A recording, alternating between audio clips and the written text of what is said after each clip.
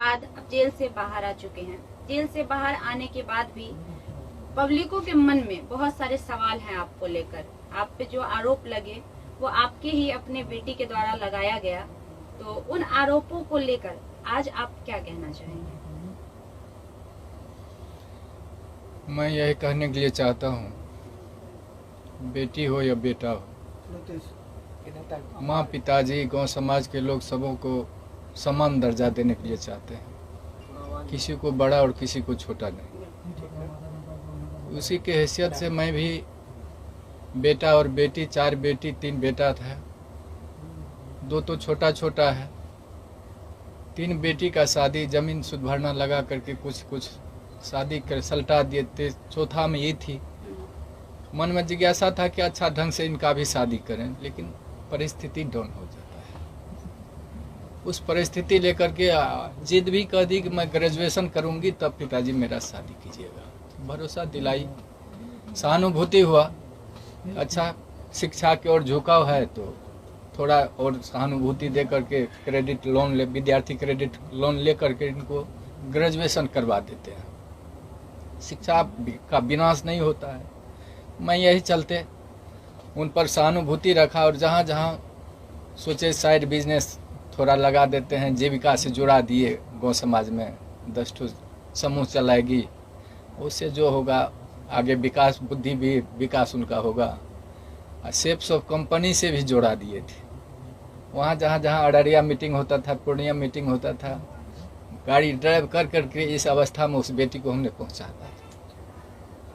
और बड़ी आत्मबल था कि यह बेटी मेरा कोई रोशन करेगा।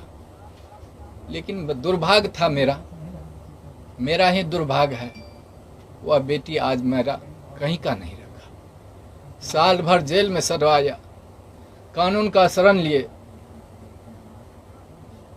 लोअर कोर्ट रिजेक्ट किया जज साहब, वकील साहब, हाई कोर्ट में बेल फाइल किया गया, लेकिन सत परेशान होता है,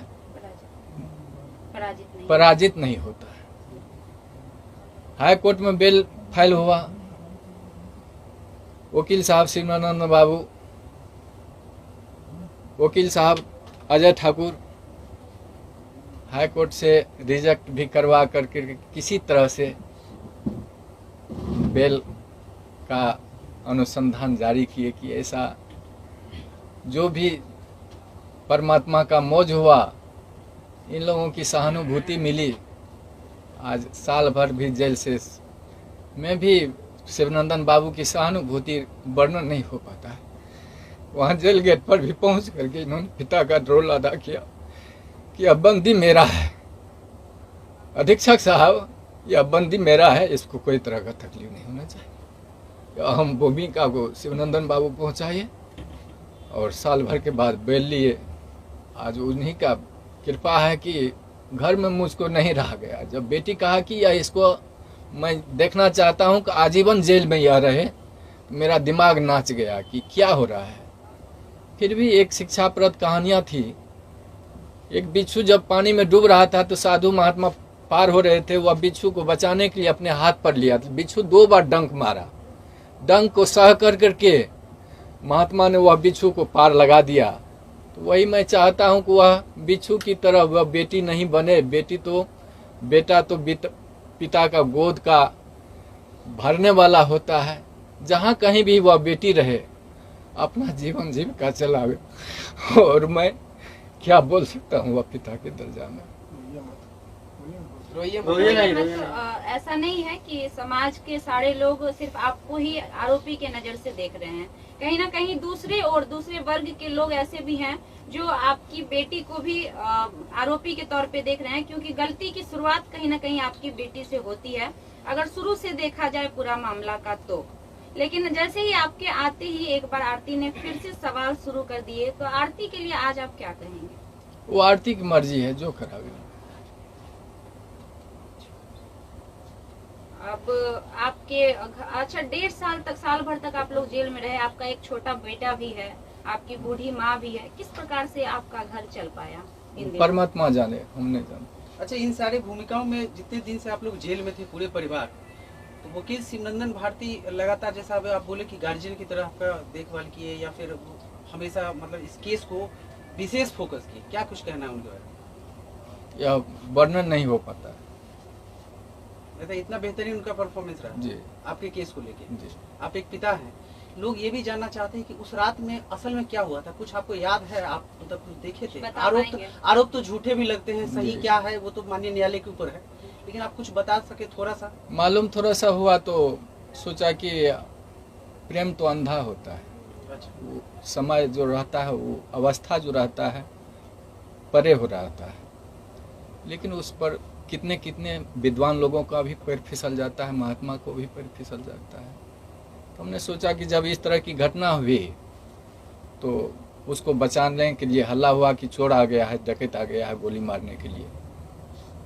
तो उससे पूर्व भी लड़का वो उन्होंने धौंस दिया था कि मैंने गोली से उड़ा दूंगा।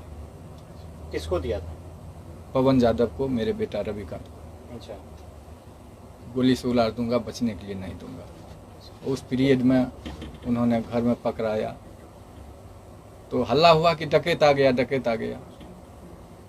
डकैत के दरमियान में पहचाने उसको तो कहा, देखे मेरा जात भाई है, बच्चा है, पैर फिसल गया। उसको बचाने के ख्याल से मैंने घर में बंद किया, और उस दरमियान में कैसे उसका मौत हो गया हम लोगों को कोई जांच का विषय, मतलब आपको इसके बारे में इसके बाद विशेष कुछ जानना है? अच्छा, जब से आप लोग बेल पे बाहर आए हैं तब से आरती सोशल मीडिया पे बयान दे रही है कि उनके परिवार मतलब आप लोग से आरती को खतरा है, घर दिखाने की बात हो रही है, इसको आप कैसे देखते हैं और अपनी बेटी को कुछ कहना चाहिएगा हमारे माध्यम से?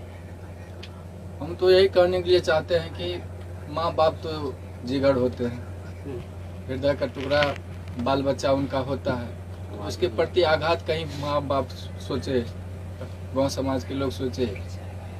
इसलिए अगर आरती चाहती है, साल भर तो जेल में सजा ही दी, अब जमीन जायदाद तो बेच करके थोड़ा बहुत बेल करवाए, अब चाहती है कि गांव समाज को छोड़ करके कहीं चले जाए तो मैं जाने के लिए तैयार हूँ। बेटी जहाँ कहीं भी रहे वो खुश होकर करे। जो घटना आपके साथ घटित हुई है उससे समाज में जितने भी पिता हैं सब सहमे हुए हैं।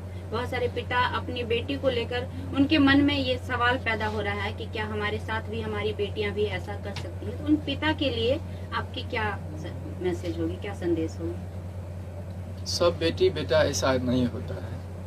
हम भगवान से प्रार्थना करते हैं वह सद्बुद्धि दे और सत रास्ता पर वह बेटा बेटी चले, और जो बिगड़ने के लायक होती है वह बेटी को भी मैं प्रार्थना कर रहा हूँ गुरु महाराज से, भगवान से, कि वह दूसरे के बहकावा में नहीं आकर करके अपना जो कर्तव्य है, अभी भी शादी की है, अभी भी हक निभा कर करके दोनों घर को आबाद करके चले। इसी में मैं भगवान से प्रार्थना करता हूँ। सर, मीडिया वाला से प्रार्थना है, विशेष तो मैं नहीं कह पाऊंगा कुछ, लेकिन लाचार न करें, घर पर तबाही न करें और अपने आप